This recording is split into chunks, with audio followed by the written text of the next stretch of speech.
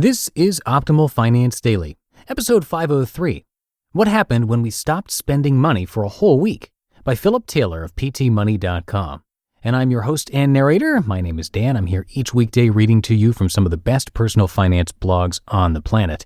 And as always, we'd like to hear from you about the kinds of topics we're covering. Maybe you've got a request for us. We'll see what we can do. Come share those ideas with us at oldpodcast.com. And I want to thank Health IQ for sponsoring today's episode. Health IQ uses science and data to secure lower rates on life insurance for health-conscious people. That includes runners, cyclists, strength trainers, vegans, and many more. To see if you qualify, get your free quote today at healthiq.com/finance or mention the promo code finance when you talk to a Health IQ agent. Now let's get right to today's post as we optimize your life. What happened when we stopped spending money for a whole week? By Philip Taylor of ptmoney.com. Remember 7th grade and the science experiments? Good times. Well, today I'm not going to make you dissect a frog. We'll be looking at more of a monetary experiment. Just a few more days till the end of the month, right? I'll get paid and we'll have a little more breathing room in the budget. You see, Mrs. PT and I have been saving aggressively over the past few months for some upcoming goals. We do our saving automatically a few days after we get paid. That way we have the rest of the month to spend the remaining funds on whatever. This month, however, our aggressive saving and spending finally got the best of us. Now we're running a bit low. So instead of dipping into our savings or using debt, we're challenging ourselves to not spend any money this week. One exception: if we make extra money by selling something or by returning something and getting a refund, we get to use that money however we like. Because of that exception, I made some moves over the weekend. I grabbed a few items around the house that we didn't need anymore and listed them on Craigslist.org. 2 have sold so far, giving us $38. We also brought some of our old clothes by a consignment store, which gave us an additional $10. That's almost $50 to spend this week without having to dip into savings. And if a few more items sell, we'll have even more cash. Sweet. More thoughts going into this week. 1. I don't pretend to think that this is going to be easy. We've gotten into the habit of spending when we feel like it, especially dining out for lunch or dinner. So believe it or not, we normally spend a lot more than $50 on food in a week. It's our biggest frivolous expense, you could say. Plus, we have all the other normal expenses to avoid: groceries, personal care, and convenience items. Although I think the groceries will be easy since we have so much in our cupboard already. 2, I know some of you guys are a lot smarter with your spending and do this sort of thing all the time and are probably laughing at me right now. 3, hopefully we can do it successfully and get more in tune with our needs versus wants. I see it as a chance to get back to the basics. I'll report back and let you know how we did. Tips to avoid excessive spending. Besides prayers for contentment, here are some things we, and you, can do to help abstain from excess spending. 1. Turn off the TV and hide the magazines to avoid the tempting advertising. 2. Take your credit or debit cards out of your wallet and place them in your home safe for a while. 3. Find entertainment from the things you already have, like old movies or board or card games. 4. Have a clean the cupboard meals only week. In other words, eat at home till the cupboard is bare. 5. Spend more time reading or blogging. 6. Go to the park instead of the mall. 7. Go to the library instead of the bookstore. Results of our no-spend week. The week without spending officially ended on Friday evening. Today I'm sharing the results of our little experiment.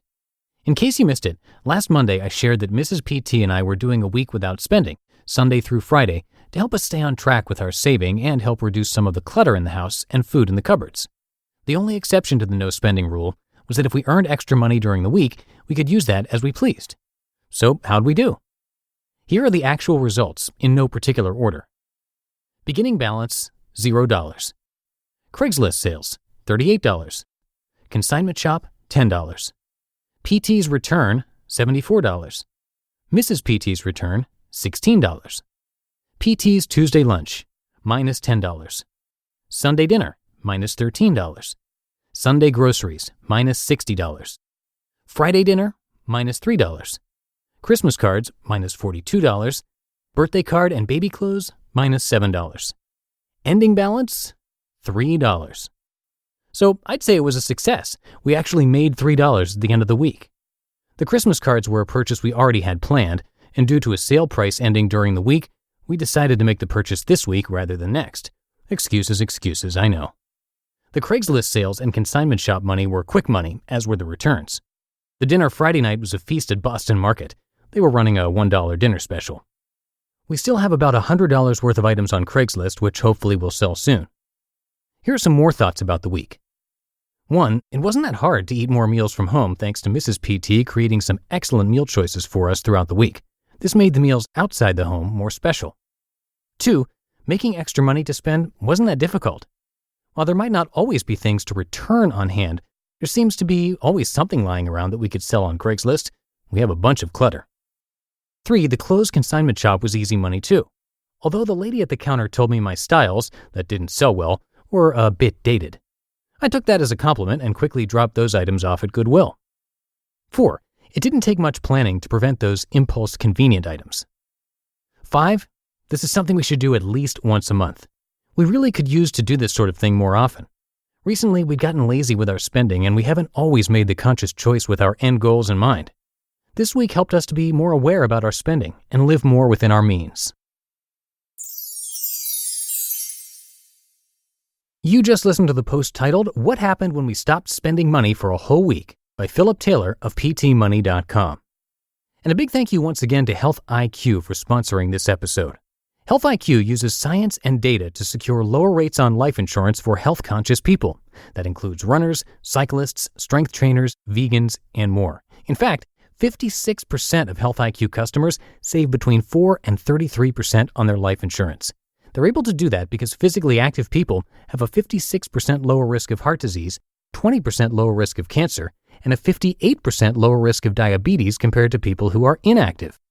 If you're starting to get into an exercise routine for the new year, now's the perfect time to talk to Health IQ and get lower rates. To see if you qualify, get your free quote today at healthiq.com/finance or mention the promo code finance when you talk to a Health IQ agent. And that'll do it for today. Thanks as always for being here and being a subscriber to the show. I will be back tomorrow with a post from I Will Teach You to Be Rich. So I'll see you there where your optimal life awaits.